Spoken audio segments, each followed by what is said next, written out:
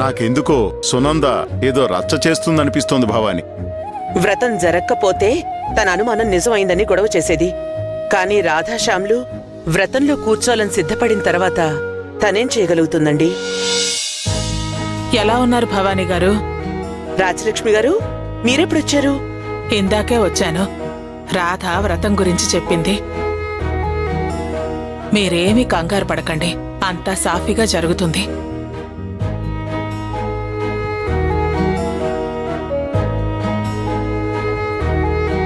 ఈవిడెవరు?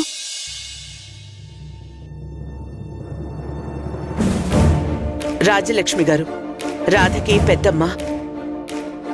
పెద్దమ్మా, మీరైనా వాళ్ళ పెళ్లి చూసారా? వాళ్ల పెళ్లి చూసామా లేదా అన్నది కాదు, వాళ్ళు సంతోషంగా కలిసుండటం చూస్తున్నామా లేదా అన్నదే ముఖ్యం. అది చూడాలనే కదా ఈ వ్రతం ఏర్పాటు చేసింది.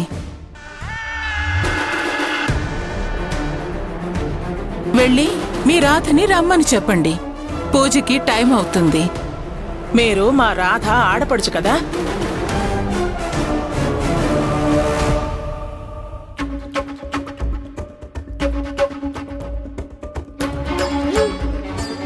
మీరు తన గురించి చెప్పినప్పుడు ఏమో అనుకున్నాను, కానీ చూపులతోనే చంపేసేలా ఉందేంటండి? తను అంతే. మీరు కూడా తగ్గకుండా వాళ్ళకి తగ్గట్టుగా సమాధానం చెప్పారు.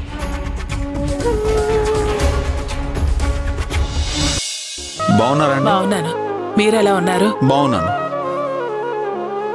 పెద్దమ్మ, ఖుషి. ఎంత ముద్దుగా ఉన్నావో. ఖుషి, ఈవిడే మా పెద్దమ్మ. అయితే నాకు అమ్మమ్మ అవుతుంది కదా.